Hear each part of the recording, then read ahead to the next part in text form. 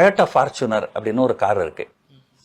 அந்த ஒரு காரை தயாரிச்சு அதை விற்கிறாங்க அப்படின்னா அந்த நிறுவனத்துக்கு 45,000 ரூபாய் தான் ப்ராஃபிட் வருது. அந்த கார் விலை கிட்டத்தட்ட 45 லட்சம். 45,000 ரூபாய் தான் அந்த ப்ராஃபிட் வருது அவங்களுக்கு.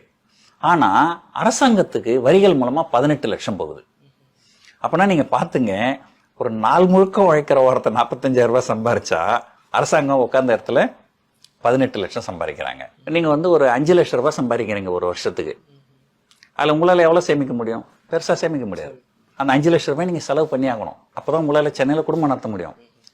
இந்த 5 லட்சம் ரூபாய் நீங்கள் செலவு பண்ணுறீங்க இல்லையா, செலவு பண்ணுற ஒரு இடத்துல நீங்கள் 18% ஜிஎஸ்டி பே பண்ணுறீங்க. அப்போ நீங்க செலவு பண்ற ஒரு 5 லட்சத்துல கிட்டத்தட்ட 1 லட்சம் ரூபாய் நீங்க ஜிஎஸ்டி பே பண்ணிடுறீங்க. அது கிட்டத்தட்ட 20%.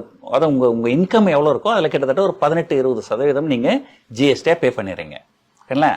இதே ஒருத்தர் 1000 கோடி ரூபாய் சம்பாதிக்கிறாருன்னு வச்சுங்களேன், அவர் 200 கோடியா ஜிஎஸ்டி பே பண்ணுவாரு.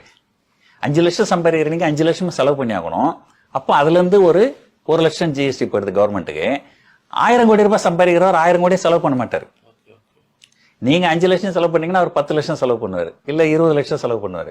அப்போ ஒரு 20 லட்சம் செலவு பண்றாருன்னு வச்சுப்போம். அவர்கிட்ட இருந்து ஜிஎஸ்டி எவ்வளவு போகும்? ஒரு 4 லட்சம் தான் போகும். சோ நீங்க 5 லட்சம் சம்பாதிக்கிற உங்ககிட்ட இருந்து 1 லட்சம் ஜிஎஸ்டி, 1000 கோடி ரூபாய் சம்பாதிக்கிறவர்கிட்ட வெறும் 4 லட்சம் தான் ஜிஎஸ்டி. அப்போ இது எப்படிப்பட்ட ஒரு டாக்ஸேஷன் சிஸ்டம்? எந்த ஒரு நிறுவனமும் அவங்களுடைய லாபம் பார்ப்பாங்க. ஒரு உதாரணத்துக்கு அவங்க ஒரு தயாரிப்பு செலவு 10 ரூபாய் ஆகுது, 2 ரூபாய் டாக்ஸ் அப்படின்னா மொத்தம் செலவு 12 ரூபாய், ஒரு 13 ரூபாய்க்கு விற்பாங்க. டாக்ஸ் 9 ரூபாய்னா 10 ரூபாய் தயாரிப்பு செலவு, 9 ரூபாய் டாக்ஸ்னா 19 ரூபாய்னா அவங்க 20 ரூபாய்க்கு விற்பாங்க. ஸோ கண்டிப்பா at the end of the day பொதுமக்களாக நாம தான் எல்லாத்தையுமே பே பண்றோம். அது முக்கியமா சில விஷயங்கள்லாம் பாருங்க, பெட்ரோல் டீசல் விலைகள்லாம் ரொம்ப அதிகமா இருக்கு. அது பெட்ரோல் டீசல் விலை அதிகமா இருக்குதுன்றது நம்ம பெட்ரோல் போடும் போகும்போது மட்டும்தான் நம்ம அதிகமா டாக்ஸ் கொடுக்குறோம்னு நினைக்கிறோம். அது உண்மை கிடையாது. நீங்கள் வாங்குகின்ற ஒவ்வொரு பொருளுமே ஏதோ ஒரு ஊர்ல தயாரிச்சு இன்னொரு ஊருக்கு டிரான்ஸ்போர்ட் ஆகுது. லாரி மூலமாகவோ, ட்ரெயின் மூலமாகவோ, பஸ் மூலமாகவோ ஏதோ டிரான்ஸ்போர்ட் ஆகுது. அப்ப அந்த டிரான்ஸ்போர்ட் காஸ்ட் நீங்க பயன்படுத்துற ஒவ்வொரு பொருள்லயுமே ஆட் ஆகுது. அப்ப ஆட் ஆகும்போது ஒவ்வொரு பொருளுமே விலை அதிகமா இருக்குது.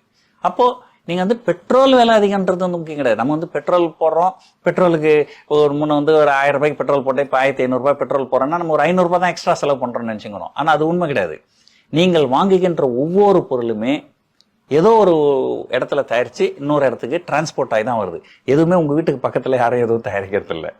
அப்போ அது அந்த மாதிரி குமுலேட்டிவ் எஃபெக்ட். ஸோ அது மாதிரி இது ஒரு அரசாங்கத்தினுடைய ஒட்டுமொத்த கொள்கை பாதகமா இருக்கும்போது அதனுடைய பாதகம் மொத்தமே கண்டிப்பா பொதுமக்களை தான் சேரும். ஒட்டுமொத்தமா இருக்கிற ஒரு 140 கோடி பேர்ல ஒரு 2-3 கோடி பேர் தான் வரி பே பண்றாங்க. அவங்கள மேற்கொண்டு இது பண்றது. பத்தது இந்த இன்டைரக்ட் டாக்ஸ்.